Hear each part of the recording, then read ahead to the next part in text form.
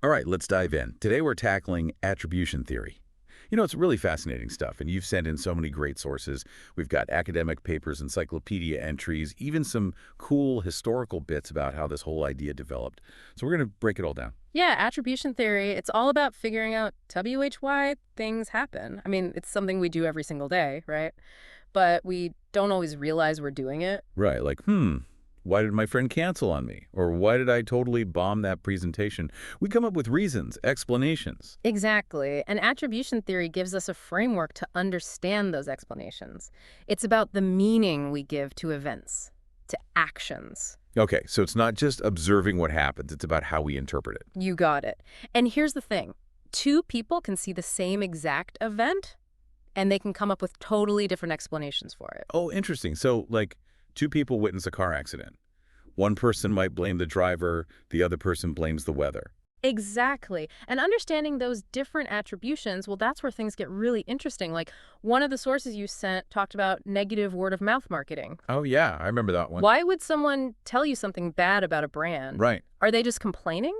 Or are they genuinely trying to, like, warn you? That's a good point. Attribution theory helps us figure that out. Okay, I'm starting to see how this works. Right. But how do we actually break down those explanations? The sources mention something about dimensions of attribution. Ah, yes. That's where we get into the nitty-gritty of how we categorize these explanations. One of the big names in attribution theory is Bernard Weiner. Okay. He came up with a really helpful way to analyze attributions. He broke it down into three key dimensions. Three dimensions. Okay. All right, lay it in me. So the first one is locus of causality. Locus of what? Causality. Basically, we're asking, where's the cause of this behavior coming from? Is it internal, meaning it's coming from within the person? Or is it external, meaning it's caused by something outside of them? Okay, so internal versus external. Let me see if I get this. If someone's late for work because they overslept, that's internal, right? But if they're late because of traffic, that's external. Perfect. You're getting it. Okay, that makes sense. What about the second dimension? The second dimension is stability. We're looking at whether the cause is something that's likely to stay the same over time or if it's more of a temporary thing. Stable versus unstable. So if we think someone is just naturally a shy person, that's a stable attribution. But if they're quiet because they're nervous about a presentation, that's unstable. Exactly. Okay, I think I'm following. So internal, external, stable, unstable. What's the third one? The third dimension is controllability. This one gets at whether the person had any power over the cause of the event. Controllability. So if I spill my coffee because I wasn't paying attention, that's controllable, right? But if I spill it because someone bumped into me, that's uncontrollable. You nailed it. Okay, this is starting to click. So we use these three dimensions, internal, external, stable, unstable, and controlled, uncontrollable, to analyze how people explain things. Yes. And this applies to how we explain our own actions, too, not just the actions of others. Oh, right. That makes sense. Now, one thing that really jumped out at me from the sources, it said that these dimensions aren't always so clear-cut. Like, they use the example of health. How can something like health be both internal and external? That's a great observation. And it shows how nuanced this can be. You see, someone might say they're healthy because they eat right and exercise. That's internal, right? Yeah. But someone else might say they're healthy because they have access to good health care. That's more external. Oh, I see. It's the same outcome, good health, but different attributions. Exactly. It all depends on how the person is interpreting the causes. So even with something that seems pretty straightforward, there could be these layers of attribution beneath it. It's all about how we make meaning of the world around us. This is really making me think about things in a new way. I feel like I'm just starting to scratch the surface of this. Well, you're right about that. There's a ton of research on attribution theory. It goes deep into how this all works and what the implications are for us. Okay, research time. But where do we even begin with all this? Well, there are so many fascinating studies to choose from. But to keep things relevant for you and our listeners, I think we should focus on the research that highlights two key things. First, how did this theory come about? And second, how does it actually play out in real-world situations? One study that I found really intriguing, it was in the International Encyclopedia of Education. It looked at children's preferences for certain types of machines. Machines. What do machines have to do with attribution theory? I know, it sounds a bit strange at first, but this study actually reveals something fundamental about how our minds work. So researchers presented these young children with two machines, and both machines produced these cool light displays. One machine was pre-programmed to light up in a specific sequence.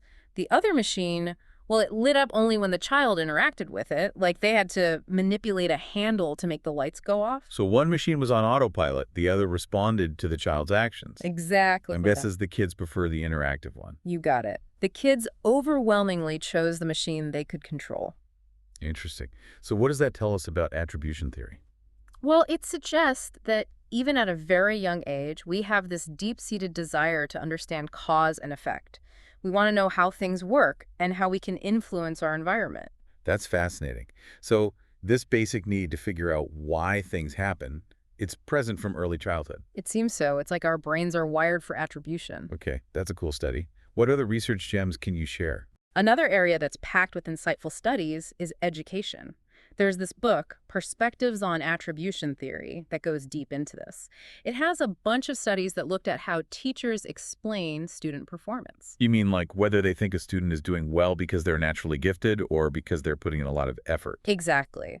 And what these studies found is that those explanations, those attributions, can actually influence how teachers interact with their students. Oh, wow. How so? Well, for example, let's say a teacher thinks a student is succeeding because of their effort. They might be more encouraging, give them more challenging assignments. But if they think that same success is due to innate ability, they might not push the student as much. That's a big difference. So the teacher's interpretation of the student's performance could actually shape their future opportunities. It's a powerful example of how attributions have real-world impact. This is making me wonder how often we do this in our own lives. Make judgments about people based on our own attributions. It's something to be mindful of, for sure. Becoming aware of our own attributional tendencies, that's a game changer. It's like recognizing those biases we all have. Exactly. And then challenging those assumptions. This deep dive is already blowing my mind. We've gone from decoding everyday why questions to uncovering this hidden power of attributions. It's like they're shaping how we see the world and how we act in it. I can already see how understanding this can help us navigate, all the complexities of human behavior. And that's just the beginning. We've only scratched the surface. There's a whole world of fascinating case studies out there. They show how this plays out in all sorts of areas, from criminal justice to mental health to even marketing. Oh, bring on those case studies. I can't wait to hear more. All right, so case studies. Let's see this theory in action. What kind of real-world examples really bring attribution theory to life? One that really grabbed my attention is from Perspectives on Attribution Theory. It looks at criminal justice, specifically parole decisions. Parole decision. Yeah, it's about how the parole board decides whether or not to release someone from prison. And it turns out attributions play a huge role. So it's not just about the crime itself. It's about why the board thinks the crime was committed. Exactly. It's all about their attributions, about the criminal's motives. Okay, I'm curious. Give me an example. Okay, imagine someone's up for parole. If the board thinks this person committed the crime because they're just a bad person, like they have these ingrained personality flaws, something stable, internal, they're probably less likely to grant parole. Makes sense. But if they see the crime as a result of, say, really tough life circumstances, or maybe just a momentary lapse in judgment, something more unstable or external, well, the outcome might be different. Wow, so those attributions could literally mean freedom or continued imprisonment. It's a powerful example of how these judgments, these attributions, have real consequences. Yeah, this isn't just some abstract theory. It's affecting people's lives in a really profound way. And it goes beyond just the courtroom. Attribution theory also helps us understand mental health challenges like learned helplessness. Learned helplessness. I've heard that term before. But how does it connect to attribution theory? So learned helplessness is this state where people feel like they have no control over their situation. They feel powerless. Okay. Often it's because they've experienced repeated failures or things keep happening that they can't seem to change. It's like they just give up trying because they believe their efforts won't matter. Right. It's that feeling of what's the point? Yeah. But how does attribution theory explain how people get stuck in that mindset? Well, think about it this way. Let's say someone keeps facing setbacks in their career. Maybe they keep getting passed over for promotions or their projects keep failing. They might start to think, it's because I'm just not good enough. They attribute those setbacks to a lack of ability, something internal and stable. I'm just not cut out for this. Exactly. And that kind of thinking can lead to a sense of hopelessness. It makes them less likely to even try anymore. It becomes a self-fulfilling prophecy. It is. They're attributing their failures to something they see as unchangeable. So they feel powerless. So their own explanation for why they're struggling is actually making the problem worse. In a way, yes. But here's where understanding attribution theory can be so helpful. Once we recognize those patterns, those unhelpful explanations, we can start to challenge them. So instead of thinking, I'm not good enough, maybe they can start to explore other possible explanations. Exactly. Maybe those career setbacks weren't solely due to a lack of ability. Perhaps there were external factors at play, like a lack of support from their boss. Or maybe the company was going through some tough times. Right, so shifting the focus from I'm not capable to maybe the environment wasn't right. And that shift in attribution can be huge. It can help them break out of that learned helplessness and start taking control again. Wow, this is amazing. We've gone from criminal justice to mental health. It seems like attribution theory has implications for so many different areas of life. It really does. And it even pops up in unexpected places, like marketing. Marketing? Really? How does that work? Think back to that example we talked about earlier, negative word-of-mouth marketing. Okay. So let's say a company is getting hit with a bunch of bad online reviews. Attribution theory can help them figure out what's going on. What do you mean? Well, are customers complaining about the actual product itself, like it's poorly made or doesn't work as advertised? So that would be like an internal attribution. Exactly. It suggests the problem lies within the company. But what if the complaints are more about customer service? Like they had a bad experience with a sales rep or had to wait forever on hold. That would be more of an external attribution, right? Right. It's not about the product itself, but about the company's interactions with customers. So by understanding those attributions, the company can figure out where the problem really lies and address it more effectively. Precisely. It's like they're using attribution theory to get to the root of the issue. And then they can decide what to do about it. If it's a product quality issue, maybe they need to rethink their manufacturing process. But if it's a customer service problem, maybe they need to revamp their training program. It's not just about reacting to negative feedback. It's about being proactive, using attribution theory to anticipate and address potential issues before they even arise. It's a whole new way of thinking about how businesses interact with their customers. This is fascinating. It's like we're peeling back the layers of human behavior and seeing how attribution theory plays out in so many different contexts. But where does it go from here? What's next for this field? That's a great question. As with any area of research, there's always more to learn and explore. And one of the key directions for future research is incorporating more diverse cultural perspectives. What do you mean? Well, a lot of the research that's been done so far has been based on Western individualistic cultures. Okay. So, cultures where the emphasis is on individual achievement, personal responsibility, that kind of thing. But we need to understand how attribution processes might differ in collectivist cultures. Where the focus is more on group harmony and interdependence. Exactly. It makes sense that cultural norms would influence how people explain events. It's like seeing the world through a different lens. Are there any other exciting frontiers on the horizon for attribution theory? Another area that's really ripe for exploration is the role of emotions in attribution. Oh, interesting. We haven't really talked about that much. We've touched on how attributions can lead to certain emotions like guilt, shame, pride, but there's still so much more to uncover about this complex interplay between emotions and attributions. Like what? Well, for example, do our current emotional states bias how we interpret events? If we're already feeling anxious, are we more likely to see threats where they don't exist? Or if we're feeling happy, do we tend to attribute positive outcomes to our own actions? Oh, that's fascinating.